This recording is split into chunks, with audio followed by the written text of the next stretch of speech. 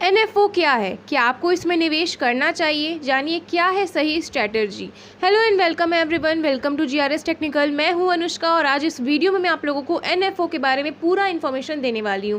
तो आज की इस वीडियो को बिल्कुल लास्ट तक देखिएगा। वीडियो अच्छी लगे तो इस वीडियो को लाइक से सब्सक्राइब ज़रूर करिएगा।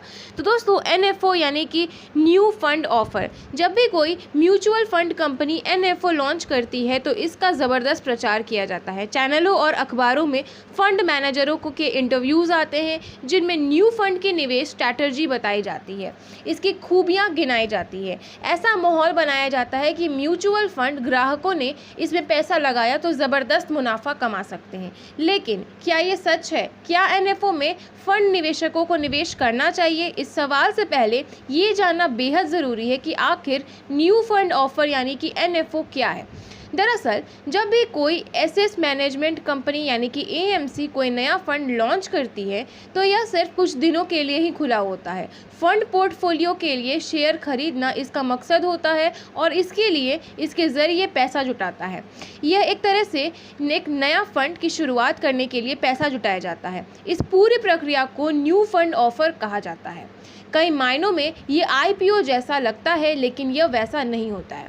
मौजूदा नियमों के मुताबिक भारत में एनएफओ की अवधि 3 से 15 दिनों तक की होती है। अगर फंड ओपन एंडेड है तो इसके लिए कुछ दिनों बाद इसमें निवेश शुरू हो जाते हैं। अगर क्लोज एंडेड है तो निवेशक एनएफओ पीरियड के दौरान इसे सब्सक्राइब कर सकते हैं, लेकिन उस दौरान होल्ड किए रखना होता है। अब सवाल ये होता है कि आपको एनएफओ में निवेश करना चाहिए या नहीं। तो ज़्यादातर एक्सपर्ट आम म्यूचुअल फंड निवेशकों को इसमें निवेश करने की सलाह देते हैं। ऐसा क्यों? तो इसकी कुछ वजह इस तरीके से आप ले सकते हैं कि इसमें कोई ट्रैक रिकॉर्ड नहीं होता है। चूँकि यह फंड नया होता है, इसमें इसका कोई ट्रैक रिकॉर्ड नहीं होता है जिसे देखकर हम निवेश का फैसला कर सकते हैं। इसीलिए ज़्यादातर निवेशक फंड हाउस में पिछले प्रदर्शन को देखकर इसके एनएफओ में निवेश करते हैं। लेकिन यह सही रणनीति नहीं है, क्योंकि नई निवेश रणनीति में सामने नई चुनौतियाँ होती हैं और आपको पता नहीं होता है कि यह फंड कामयाब होगी या नहीं। इसीलिए हमेशा ऐसे फंड में निवेश करना बेहतर होता है जिसका मजबूत ट्रैक हो। एनएफओ आईपीओ नहीं है। एनएफओ आईपीओ की तरह लगता है लेकिन होने में बहुत फ़र्क होता है। ये बिल्कुल होता नहीं है।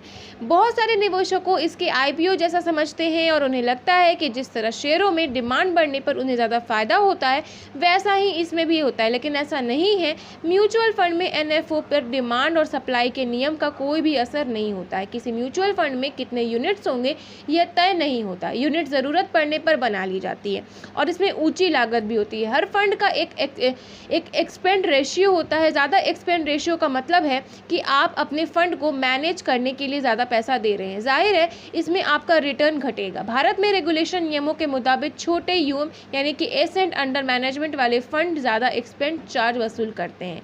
एनएफओ जब लॉन्च होता है तो उसमें आमतौर पर उसका एयूएम छोटा होता है, इसीलिए उसका एक्सपेंस ज़्यादा होता है, इसीलिए यह महंगा भी होता है। अब बात कर लेते हैं हम इसके बारे में, लॉन्चिंग टाइम के बारे में। तो अगर कोई एनएफओ किसी खास वक्त लॉन्च हुआ है तो ज़रूरी नहीं है कि इसमें निवेश का यही सही वक्त है। एएमसी अपने प्रोडक्ट बास्केट को ये बड़ा करने या पूरा करने के लिए एनएफओ लाते हैं, इसीलिए एनएफओ लॉन्च हुआ है, इसीलिए हमें इसमें निवेश करना है। ये ठीक रणनीति नहीं है। कुल मिलाकर एनएफओ में निवेश अंधेरे में तीर चिराने जैसा है, इसीलिए अनिश्चितता के बजाय ऐसे फंड में निवेश करें जिसका एक मजबूत ट्रैक रिकॉर्ड हो। अगर एनएफओ कुछ खास हो और आपके पोर्टफोलियो के हिसाब से फिट बैठता है तो थोड़ा इंतज़ार करके देखें कि क्या इसकी थीम और निवेश रणनीति बताए गए मकसद के लिए मुफीद है। तो दोस्तों, आज इस वीडियो के लिए इतना ही। अगर आपको आज का ये वीडियो अच्छा लगा हो तो इस वीडियो को लाइक से सब्सक्राइब ज़रूर करिएगा। मैं मिलती हूँ आपसे अपनी अगली वीडियो में, तब तक के लिए जय हिंद, वंदे मातरम, नमस्कार।